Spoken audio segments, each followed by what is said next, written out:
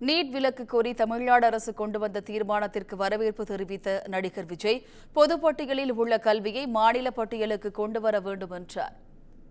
2023-2024 கல்வியாண்டில் 234 தொகுதிகளிலும் 10 மற்றும் 12ஆம் வகுப்பு பொதுத் தேர்வுகளில் முதல் 3 இடங்களை பெற்ற மாணவர்களை தமிழக வெற்றிக் கழகத்தின் தலைவரும் நடிகருமான விஜய் நேரில் அழைத்து பாராட்டி வருகிறார்.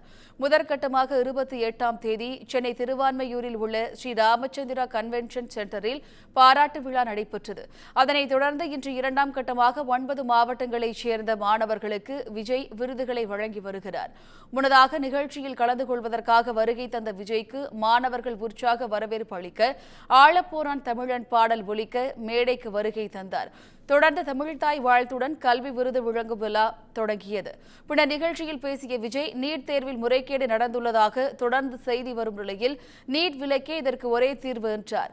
நீட் மாநில உரிமைகளுக்கு எதிராக உள்ளதாக கூறிய விஜய் மத்திய அரசை ஒன்றிய அரசு என குறிப்பிட்டார். இந்த நீட் இந்த மாநில உரிமைகளுக்கு எதிரானதா இருக்கு. நீங்க 1975க்கு முன்னாலே பாத்தீங்கன்னா இந்த கல்வி மாநில பட்டியல தான் இருந்துச்சு. உங்க எல்லாருக்குமே தெரிஞ்ச ஒரு விஷயம் தான்.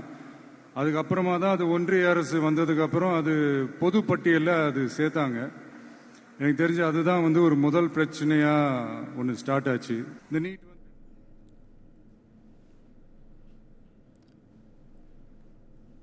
தொடர்ந்து பேசிய அவர் நீட் தேர்வு குளறுபடியால் நீட் தேர்வு மீதான நம்பிக்கை மக்களுக்கு போய்விட்டதாக கூறினர். நீட்டால் பிற்படுத்தப்பட்ட தாழ்த்தப்பட்ட மாணவர்கள் மிகவும் பாதிக்கப்படுகின்றனர் என்றும் நீட் விலக்கு கோரி தமிழ்நாடு அரசு கொண்டு வந்த தீர்மானத்தை மனப்பூர்வமாக வரவேற்பதாக தெரிவித்தார்.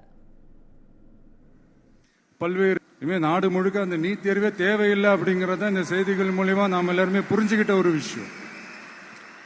சரி, இதுக்கு என்னதான் தீர்வு அப்படின்னா நீட்டு விலக்கு தான் இதுக்கு உடனடி தீர்வு.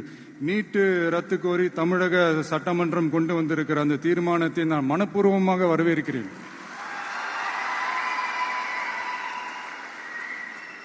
இதுக்கு அந்த ஒன்றிய அரசு அந்த கால தாமதம்லாம் எதுவும் செய்யாம தமிழ்நாட்டு மக்கள் அவங்களுடைய உணர்வுகளுக்கு மதிப்பு கொடுத்து இதை சீக்கிரமாவே இதை சால்வ் பண்ணணும் அப்படின்றதான் இங்க நான் கேட்டுக்கிறேன். பொதுப்பட்டியலில் உள்ள கல்வியை மாநில பட்டியலுக்கு கொண்டு வர வேண்டும் என்று அவர் இடைக்கால தீர்வாக கல்வி மருத்துவத்திற்கு சிறப்பு பொதுப்பட்டியலை உருவாக்கி மாநில அரசுக்கு அதிக அதிகாரம் தர வேண்டும் என்றும் கேட்டுக்கொண்டார்.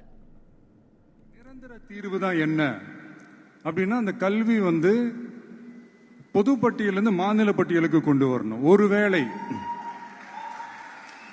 அதுல ஏதாவது சிக்கல்கள் இருக்கு அப்படின்னா ஒரு இடைக்கால தீர்வா இந்த இந்திய அரசியலமைப்பு சட்டத்தை திருத்தி ஒரு ஸ்பெஷல் கன்கரண்ட் லிஸ்ட் சிறப்பு பொது பட்டியல் அப்படின்னு ஒண்ணு உருவாக்கி அதுல கல்வி மற்றும் சுகாதாரத்தை அதுல சேர்க்கணும்.